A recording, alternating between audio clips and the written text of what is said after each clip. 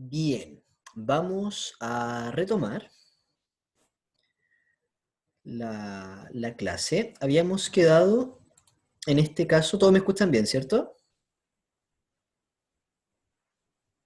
Perfecto. Habíamos quedado, en este caso, en la última parte del ejemplo, sobre el perfil del puesto de trabajo. Nosotros, en este caso, necesitamos a una persona que sea técnico profesional, vamos a dar 2 o 3 carreras, vamos a pedir un nivel de experiencia. Quiero una persona como analista, en este caso, que tenga, en el caso del ejemplo, 3 años de experiencia. Quiero una persona con 2 años de experiencia. Quiero una persona con 5 años de experiencia. La experiencia es muy importante, a decir verdad. Eh, Cuando estoy en ciertos cargos, se requiere que tenga, por ejemplo, manejo de personal. Es importante que tengamos experiencia en el trato con los trabajadores.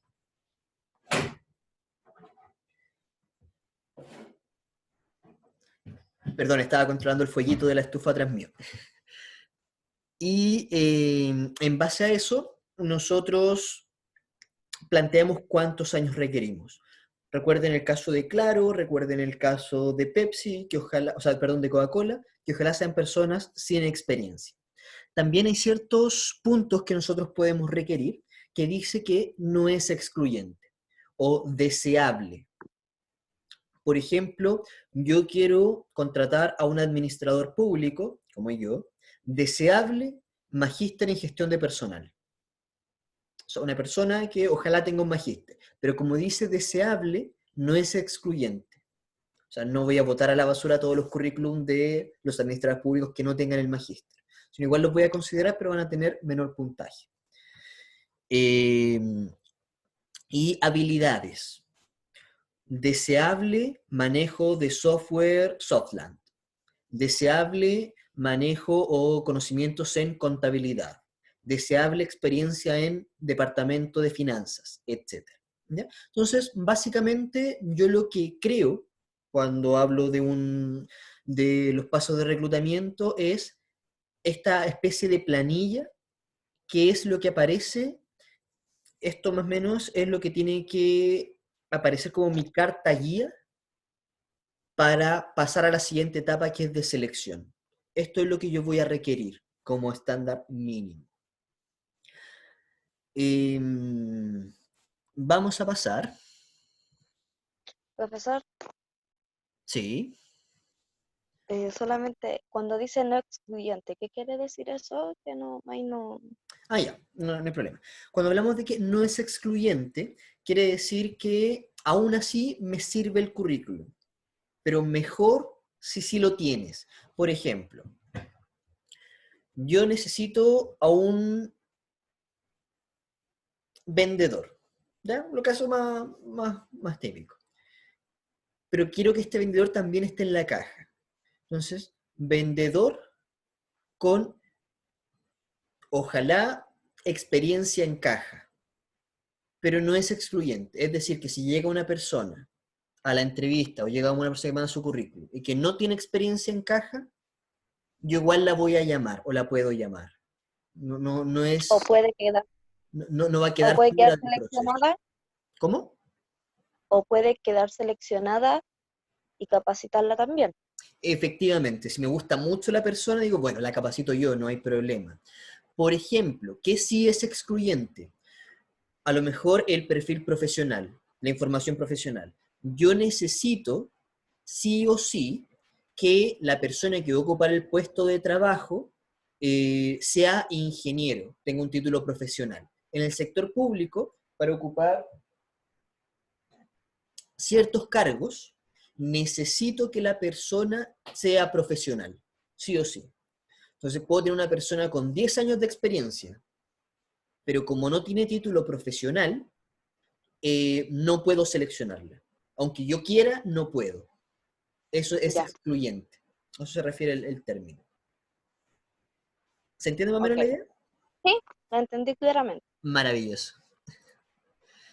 Entonces, vamos a pasar a la segunda parte, que es la selección de personal. En este caso, lo que ustedes pueden visualizar acá en sus pantallas, donde dice se hacen entrevistas, evaluaciones tanto psicológicas como de conocimiento, hay un problema en el orden de esto, ¿ya? Así que quiero, perdón, mi culpa por no corregirlo previamente.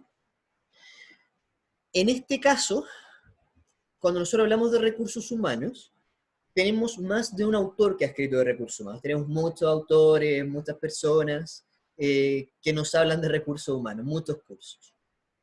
Como ahora su profesor soy yo, yo tengo cierta discrepancia, en base a mi experiencia y mis conocimientos previos, de este orden que nos dan en este manual, ya que es el que a ustedes les facilitó la OTEC.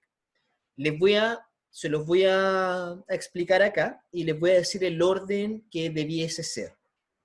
Lo primero que nos dicen es que se hace una entrevista y evaluación tanto psicológica como de conocimiento. Después nos dice que se seleccionan los currículos. Evidentemente hay un problema de orden. Lo primero que hago es seleccionar los currículos, discernir entre los currículos. Cuando yo, como la otra vez les comentaba, a mí me ha tocado recibir para un puesto de trabajo más de 500 currículos. Evidentemente no voy a hacer un test psicológico a 500 personas. No menos voy a entrevistar a 500 personas. No por falta de voluntad, la verdad, sino que por los costos que eso implica. Y el tiempo. Claro, los costos, cuando hablamos de costos, no es solamente dinero, en realidad hay costos de tiempo, hay costos de recursos físicos, hay recursos financieros, hay recursos humanos involucrados, etc. Pero efectivamente, si el puesto de trabajo lo necesito para la próxima semana, no me va a dar el tiempo. O sea, tengo que discriminar. A nosotros cuando pequeños nos enseñan mucho a no discriminar, y eso está bien.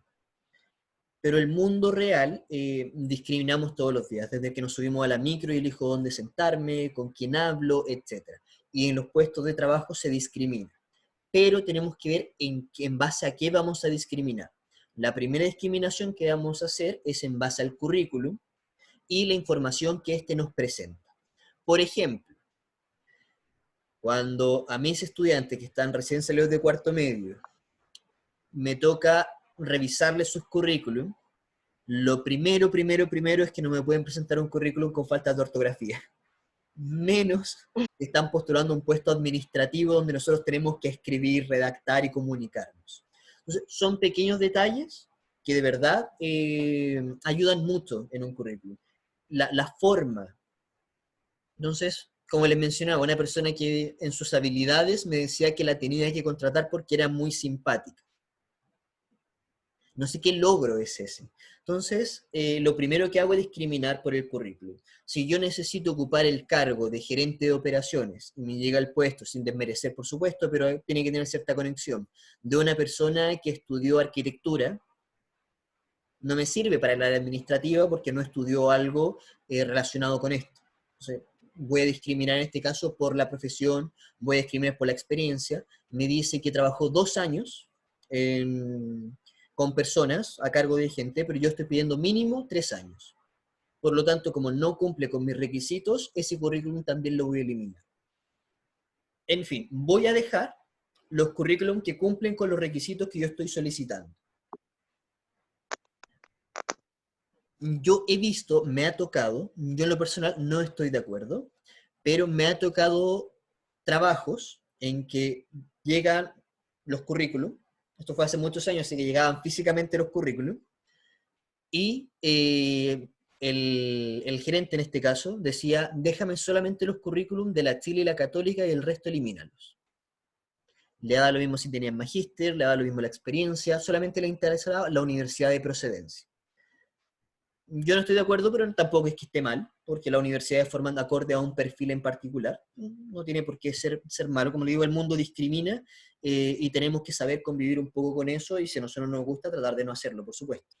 Pero así funciona esto. Hay que discriminar por ciertos aspectos. La idea es que lo hagamos por aspectos, por supuesto que técnicos. No podemos dejar a alguien que de jefe de recursos humanos porque es simpática, porque es bonita, porque es lindo, porque es amoroso, porque tiene barba, porque no tiene barba. Son cosas que no sirven para discriminar. Como dices ahora, eso sigue pasando. Sí, es una realidad. especialmente cuando uno está en Santiago, el mercado de profesionales es muy competitivo, tenemos mucha variedad, y por eso es relevante el lugar donde uno decide estudiar precisamente. Entonces lo primero es el currículum, yo discrimino por mi currículum. Segundo, vienen 3 etapas. Las personas que me gustó el currículum, lo primero que voy a hacer es una evaluación de conocimientos, antes que la psicológica. Lo primero que hago es una prueba de conocimientos. ¿Por qué? Porque la prueba de conocimientos es estandarizada, por lo tanto es más económico en tiempo y en recursos. Hago una prueba donde la persona va a tener que ir rellenando rápidamente y voy a ver cuáles son sus conocimientos y habilidades para este puesto de trabajo. Todas las personas, esa es mi primera selección, mi primera discriminación de candidatos. Después de esto, voy a pasar a la entrevista psicológica. La entrevista psicológica, como habíamos mencionado anteriormente, Isaura, te voy a dar un segundo. Isaura, ahí puedes hablar en voz alta. ¿Me escucha bien, profe? Perfecto. Ya. Con respecto a las entrevistas psicológicas, yo ahí tengo una duda, porque en general somos casi los únicos países, los latinoamericanos o Chile en general, los que hacemos estos test psicológicos largos, extremadamente extenuantes, donde finalmente tan compleja la personalidad de la persona. Entonces quería saber, y desde tu perspectiva, que has trabajado en esto, finalmente sirven los test psicológicos. Ya. Sí, yo soy un convencido de que sí sirven los test psicológicos. Ahí los test psicológicos no nos dicen si una persona, como decíamos, es buena o mala, sino que nos orientan a un perfil. Efectivamente, no necesariamente nos dan una descripción del individuo, pero sí nos acercan un poco a ciertos rasgos. Uno de mis profesores en la universidad precisamente se dedicaba, el psicólogo, y su especialidad es selección de personal. Y lo que nos mencionaba es, imagínense ustedes que yo quiero seleccionar a un profesor, o sea, a mí. Yo no soy profesor, me dedico a la docencia, pero yo de profesión no estudié pedagogía, estudié administración pública. Por eso me dedico a hacer estas clases que son más técnicas. Pero imagínense que yo tengo que trabajar con niños. Tengo que trabajar con niños. Entonces, ¿qué es lo primero que hacen? Me piden un certificado de antecedentes, porque evidentemente si yo tengo antecedentes de abuso o de estupro, violación, etcétera, no estoy capacitado para trabajar con niños. Pero eso es que a mí me juzgaron en un tribunal. Y una forma de detectar a un violador, abusador, a una persona pedófila, es precisamente a través de test psicológicos. Psicópatas, sociópatas, etc. Entonces, uno suele pensar, también tiene mucho que ver con la capacidad del profesional que nos está evaluando. Efectivamente, como en todo ámbito de cosas, tenemos profesores que son buenos, profesores que son malos, profes. Y eso es real. Tenemos buenos psicólogos y malos psicólogos, buenos abogados, malos abogados, buenos médicos, malos médicos. Eso pasa en el mundo laboral. Por eso es que discriminamos. Es que en general, ¿sabes por qué lo pregunto? Porque en general en las empresas te hacen el famoso test de mancha, sí, te hacen el famoso test de colores, que uno lo googlea y la verdad es que o te van pasando datos y al final yo por lo menos no los encuentro tan asertivos. Ya, o el test bajo la lluvia, por ejemplo, sí. También. Ese a lo mejor podría ser un poco más asertivo porque la persona tiene que dibujar, tiene que generar trazos, pero los otros no lo sé. Entonces a veces te dejan fuera por esos test que no... Sí, bueno, hay personas que efectivamente les complica un poco más pasar el test psicológico. Como pregunta Angélica, efectivamente los test van reflejados a mis habilidades y a mi actitud ante ciertas situaciones. Reflejan la personalidad que yo tengo. Ahora, el test psicológico es si yo soy apto para un tema determinado. Por ejemplo, ellos quieren saber si yo tengo paciencia o no. Eso quieren saber. Quieren saber si soy una persona amable o no. Porque si yo digo que soy amable, puede ser que todos digan, oh, sí, parece amable. Pero ¿realmente lo soy o no? Y eso se hace a través de estos test. Efectivamente, los test son previsibles. Uno puede estudiar y saber el enfoque que tiene cada test. Pero eso es básicamente estudiar un poco de psicología y no siempre se hace. Los test, a mí me tocó revisarlo precisamente con una psicóloga amiga mía que se dedica a esto, y uno los va variando, van cambiando, van haciendo cierto tipo de preguntas dependiendo del tipo de trabajo que uno postule. Nos vamos a adelantar un poco, pero yo siempre tengo que responder en base al puesto de trabajo al que estoy postulando.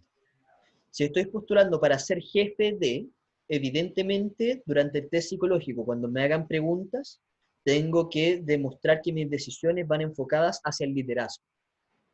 Entonces, muy bien como mencionas, como menciona Isaura, uno sí puede orientar sus respuestas. No es infalible. Pero eso también depende mucho del psicólogo que tenemos, y por eso esa no es la última etapa.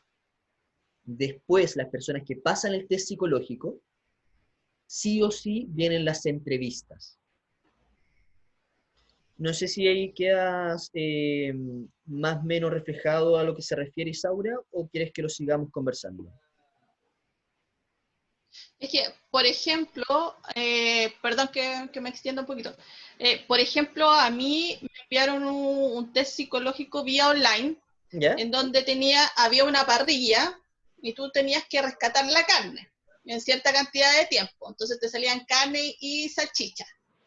Entonces, de verdad, claro, es paciencia, es rigurosidad y es un montón de cosas, pero de verdad que lo encontré como extremadamente ridículo, perdonando la palabra, porque un test online de ese tipo no sé si va a reflejar, digamos, tu esencia o para dónde quieres ir, no sé.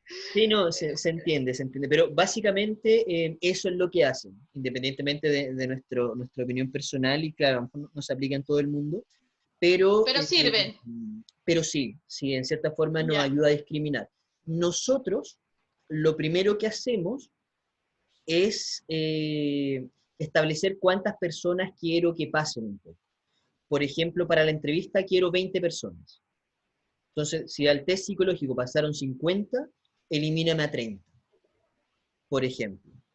Uh-huh. Aquí Mariano dice, medir la resiliencia de la persona. Hay muchos factores que yo puedo medir a través de los test.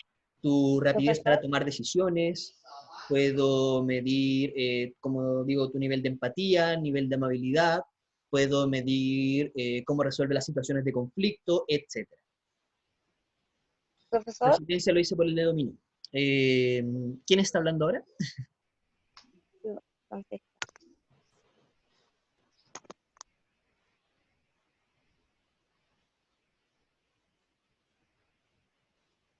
¿Alguien mencionó ¿me algo? escuchas? Francisca. Yo quiero, la duda que tengo con referente a los test psicológicos o la entrevista psicológica, eso claramente lo decide el psicólogo, pero el psicólogo tiene que, por ejemplo, saber para qué puesto van, y el psicólogo es el que decide qué tipo de test está para ese puesto. Sí, el psicólogo es el experto, efectivamente. Yo puedo hacerlo, y cuando hablamos de proceso de selección de personal, puedo hacerlo de dos maneras. Uno, de manera interna a la empresa, por ejemplo, con el psicólogo de la empresa, o puedo ¿Ya? hacerlo de manera externa. Puedo contratar a empresas que se dedican a la selección de personal, que son expertas en esta área. En ese caso, lo que yo le paso es, vamos a volvernos un poquito, esto, mi Ya. sistema de reclutamiento, qué es lo que yo necesito. Y el psicólogo se preocupa de la parte de, en este caso, la selección, la parte psicológica. Okay. Cuando uno contrata una empresa, ellos se dedican de toda la selección, desde la entrevista, o sea, la entrevista generalmente quedan al final, pero ellos se dedican de la prueba, se dedican de llamar a la gente, ellos se enfocan a todo y yo les pago por eso. ¿Ya? Pero Ya. efectivamente yo le tengo que decir al psicólogo qué es lo que quiero. Ok. para que elija el test más idóneo para una persona con esas cualidades. Pero eso de los tipos de test y todo, no nos vamos a adelantar porque nos vamos a quedar sin tiempo, lo vamos a dejar para el final de la clase, o al final del módulo, que ahí tenemos la parte de las entrevistas, y ahí nos vamos a enfocar más a este tema, que es muy interesante. Entonces, una vez que tengo las personas que pasan la parte psicológica, pasaron la entrevista de conocimientos, pasaron la psicológica, recién ahí empiezo con las entrevistas. Las entrevistas también tienen un cierto orden. Las entrevistas se realizan de la persona que tiene el menor nivel jerárquico dentro de la organización hasta el más alto nivel jerárquico de la organización. Por ejemplo, yo estoy postulando para ser un vendedor. Entonces, la primera persona que me entrevista va a ser, en este caso, puede ser o el jefe de recursos humanos o el jefe de ventas, o quizás ambos juntos. Mi superior jerárquico, para saber si yo le gusto o no le gusto. Y pongamos, por ejemplo, que el superior jerárquico tiene que seleccionar a 3. Y al final va a venir la entrevista con el gerente general. Y el gerente general de los 3, de la terna, va a elegir a 1. Por ejemplo. Entonces, ahí pasamos a la última parte de la selección. Hay otras empresas que invierten un poquito más y dejan a los 3 trabajando, por ejemplo. Y de los 3 les hago un contrato a plazo fijo por un mes, y al final del mes les digo que se va a quedar solo uno. Y hago la selección una vez que los tenga los 3 trabajando, sabiendo que voy a dejar solo a uno. Y lo informo previamente. También es una alternativa, pero que me suele encarecer un poco más, pero como les mencionaba, si soy una empresa que quiero al mejor de los mejores, y a ese mejor además le voy a pagar los estudios, voy a invertir en ese recurso humano, tengo que invertir en el proceso de selección. Va al nivel. Entonces, este proceso de selección que nos aparece acá, va más o menos de la mano de lo que yo les menciono. Acá nos dice seleccionar el currículum, eso está al revés, seleccionar los primeros candidatos, que es lo que les digo que es lo que hago al discriminar los currículums. Después dice, hay que informar las labores, tengo que llamar a las personas y decirle, mira, quedaste en la entrevista, etc. Una vez que la persona quedó, porque todavía no termina en este caso el proceso de selección, el proceso de selección termina en el momento en que yo entro a trabajar a la empresa. Yo entro a trabajar en teoría cuando firmo el contrato, pero el contrato se puede firmar hasta 15 días después de que yo entro a trabajar. Pero la relación laboral comienza el día que yo comienzo a trabajar. En este caso, una vez que está listo, tengo que informarle a la persona que quedó seleccionada, tengo que informarle cuáles son las condiciones. Cuando nosotros somos una persona cualificada, que ojalá todos lleguemos a ese nivel, uno viene una parte en que negocia su contrato y negocia las condiciones laborales. En nuestra vida cotidiana nosotros llegamos a la empresa, nos pasan el contrato y nos dicen firme, y son contratos que ya están hechos de antes. Pero también podemos tener la opción que se hace durante el proceso final, cuando dicen ya quedaste, te queremos a ti. Esto es lo que nosotros ofrecemos. ¿Estás de acuerdo o no estás de acuerdo? Y viene después el proceso de negociación del contrato. Porque yo también puedo decir, no me sirve lo que me están ofreciendo. Entonces ahí tengo que llamar a mi segundo seleccionado, si tampoco llamo a mi tercer seleccionado, si tampoco tengo que volver a hacer todo el proceso de nuevo. Entonces la idea es que nosotros, dependiendo del cargo, tengo que ir negociando más o menos cuáles van a ser las condiciones laborales. Por último, para terminar el proceso, se firma el contrato y ya son oficialmente trabajadores de la empresa. Y ahí termina el proceso de selección y viene el otro proceso que teníamos en este circulito, que es el de capacitación e inducción. Bueno, ¿qué tienes que hacer en tu puesto de trabajo? Bienvenido a la empresa, estos son los baños, esta es tu oficina, te presento a tu compañero y compañero de trabajo, él va a ser tu jefe, etc. Si tienes dudas, pregúntame a mí, bla, bla, bla, bla, bla. Todo lo que es la inducción propiamente tal. Hasta ahí, como les digo, igual cambié un poco de lo que aparece ahí en ese orden. ¿Pudieron tomar apuntes? ¿Pudieron plasmar o les parece coherente? Sí. Ahora Inca, Francisca también, Paola también, perfecto. Angélica también. Más o menos así funciona la selección de personas. Esto no es rígido. Acuérdense, igual las clases están grabadas, las vamos a subir a YouTube, entonces si quedamos con alguna duda o se nos olvida algo, podemos repasar de los mismos videos. Esto no es rígido. Puede variar según el tipo de empresa. ¿Ya? Si yo tengo un negocio chiquitito, probablemente ni siquiera voy a hacer test psicológico. Si quiero contratar a una persona para que trabaje en mi negocio, donde trabajo yo y mi mamá, probablemente yo mismo voy a llamar a la gente, le voy a hacer una entrevista y va a quedar al tiro. Estamos hablando de un general. Por supuesto que lo podemos modificar acorde a la idiosincrasia que tenga la organización. ¿Ya?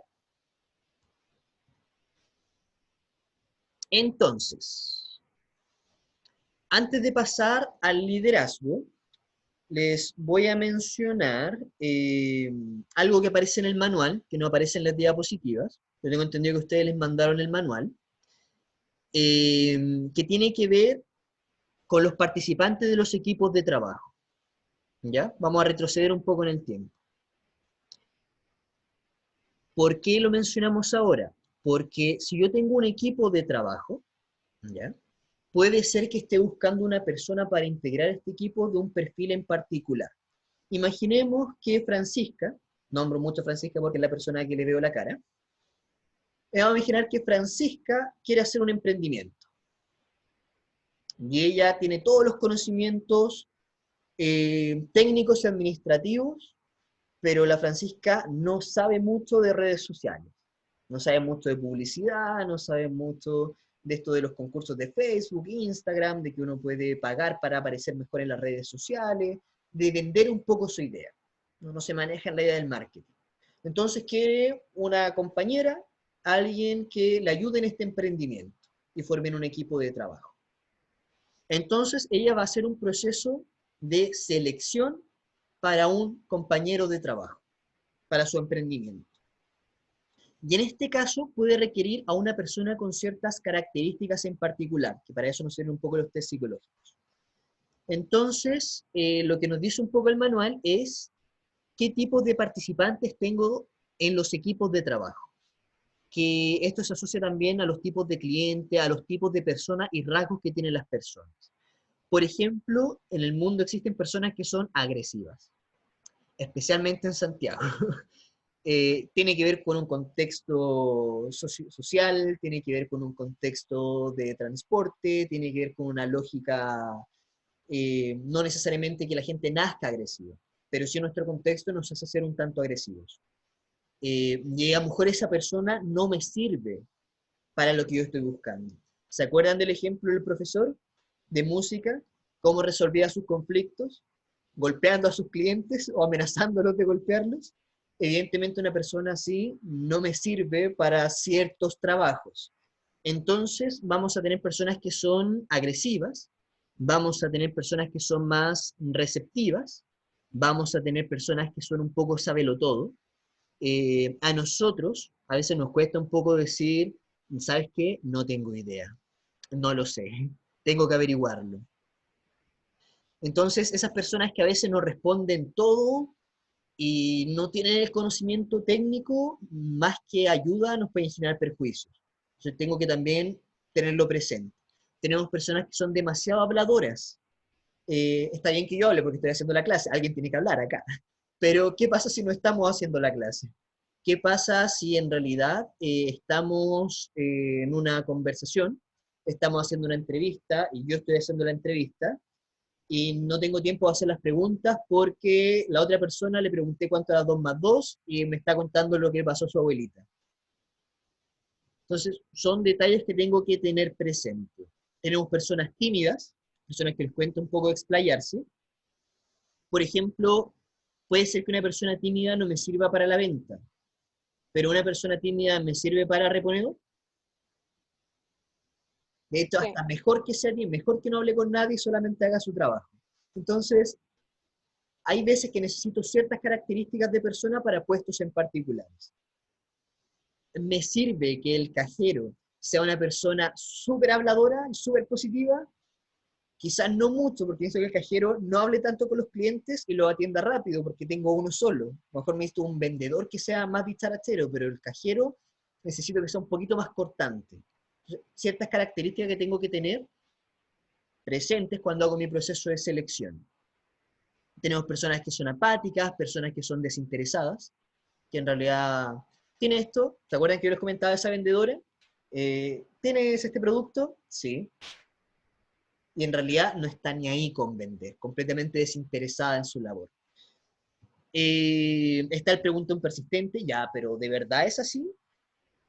Pero en serio, ya, mírame a los ojos, dime la verdad. ¿En serio este producto es tan bueno? Y el cliente pregunte, tengo que responderle 3 veces lo mismo. Entonces, son características que tenemos los individuos, que no quiere decir que sean malos, no se trata de emitir juicios de valor, bueno o malo, pero sí a veces nos sirven o no nos sirven para un determinado puesto de trabajo o equipo de trabajo. También nos mencionan 3 aspectos, y con eso termino, que es la forma de trabajar los equipos. Tenemos equipos alineados, que es cuando todos en la organización queremos lo mismo. Imagínense ustedes, y por eso igual lo mencionamos ahora, que yo como jefe de ventas necesito completar un puesto de trabajo y quiero a una mujer para trabajar, porque tiene mejor llegada con los clientes, porque las mujeres ya tenemos demasiado hombre y queremos un poco tener un sistema más mixto, y al jefe de recursos humanos le da con que tienen que ser hombres, porque los hombres tienen menos licencia, porque los hombres son, no sé, le da con que quiere hombres. Entonces, lo que nos está pasando es que queremos cosas distintas, no nos ponemos poder de acuerdo y no estamos cohesionados. En ese caso, eso es cuando el equipo de trabajo está poco alineado, cuando nuestro objetivo a lo mejor no estamos mirando el objetivo general y cada uno está mirando su propio objetivo, lo que nosotros queremos para nuestra sección. Eso pasa mucho en las empresas cuando tenemos 2 secciones, por ejemplo, el departamento de administración con el departamento de contabilidad, pasan peleando. Oye, tráeme más personal. No, porque no hay plata. Oye, ¿cómo que no hay plata? Si este año dijimos que íbamos a contratar a 10 personas, yo solamente tengo 8. No, pero es que eso era a principio de año. Eso pasa en las organizaciones, pasa en todas las empresas, pasa en el sector público, pasa en el sector privado, y eso es cuando cada organización, cada departamento está mirando sus propios objetivos y no somos capaces de ver el objetivo en grande, el objetivo general, que es que a todos nos vaya bien. Entonces, cuando todos logramos trabajar de manera coordinada, etcétera, tenemos un equipo de trabajo alineado. Cuando tenemos ciertas diferencias, tenemos un equipo poco alineado. Y cuando cada uno hace lo que se le da la gana, es cuando tenemos un equipo de trabajo que simplemente no está alineado. Que cada departamento, cada persona actúa por interés propio. Y no existe un liderazgo claro dentro de la organización para poder detener esta situación. Y eso es más frecuente de lo que uno cree. Parte de los puestos de trabajo que se requieren cuando yo quiero contratar un nuevo gerente es porque me doy cuenta que hay demasiado fraccionamiento dentro de la organización y los gerentes que tengo hasta el momento, las personas, no son capaces de hacer que se trabaje de manera cohesionada. A modo de ejemplo, cuando existen conflictos dentro de la organización, las grandes empresas crean sistemas, por ejemplo, de bienestar, o departamentos de bienestar, que se preocupan de que las personas estén bien, pero también puedo crear tribunales de bienestar, que son los que se resuelven cuando hay conflictos internos. Yo como organización, por ejemplo, ya ustedes son todas mujeres, pero vamos a poner el ejemplo de que en la empresa yo tengo mujeres y hombres, y 2 se ponen a pololear, pero resulta que estos 2 que están pololeando, uno es jefe, ya vamos a poner que María Elena es la jefa de Pablito, y se pone a pololear con Pablito.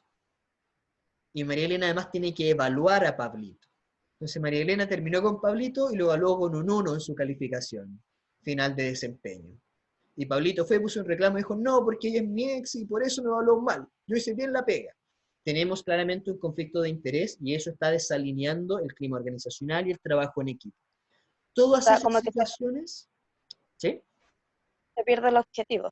Exacto. Todas esas situaciones nos llevan a nosotros a que no estemos trabajando de manera alineada y son previsibles. Yo tengo que ser consciente de que si trabajo con hombres y mujeres, o con mujeres y hombres, puede ser que alguien en algún momento tenga una relación. Y yo en mi reglamento tengo que preverlo, cómo se va a manejar esas situaciones. Hay empresas que directamente prohíben las relaciones entre superiores jerárquicos y personas de dependencia. O no las prohíben, pero prohíben que esa persona pueda evaluar y tiene que evaluar el otro jefe. Y así sucesivamente. Hay muchos métodos y muchos ejemplos al respecto. Eso es para que tengamos menos claro hacia que, a pesar de que esto puede ser un poco ambiguo, porque nuestra profesión, a lo que nosotros nos dedicamos, muchas veces es poco palpable, si se fijan. Nos cuesta tener un producto final, decir, yo me dedico a soldar, voy a agarrar una máquina soldadora, esto es lo que yo hago. A nosotros nos cuesta un poco mostrar un producto final, somos un tanto más abstractos, pero aún así, las políticas y decisiones que tomamos son previsibles. Nosotros nos dedicamos a la gestión del recurso humano. Y eso tiene mucho que ver con aprender este tipo de detallitos y este tipo de técnicas que no son azarosas, sino que están escritas y podemos preverlas. ¿A qué hora empezamos? 10, ¿cierto? 10 para las 7. Son las 7:28, así que en 2 minutitos se debería cortar esto, ¿ya? Vamos a hacer el break de 10 minutos para retomar, ¿o no? No, no. ¿Sí? ¿A qué hora volvimos a clase? Que alguien me ayude un poco. ¿A qué hora volvimos? ¿A las 7:30? ¿7? A ver, déjeme revisar el grupo de WhatsApp. Que no quiero que se me corte como delante y perder la idea. Sí, volvimos 10 para las 7. Entonces, a las 7:30 tenemos que hacer el break y son las 7:29. Ya. Vamos a hacer el break ahora. Vamos a volver a las 19:40. ¿Ya? Y ahí continuamos con un nuevo tema, para no cortarlo ahora, que es el concepto de liderazgo, cómo se trabaja un líder, cómo se motiva, qué tipos de liderazgos tenemos, etc. ¿Ya? Así que nos vemos puntualmente en 10 minutitos.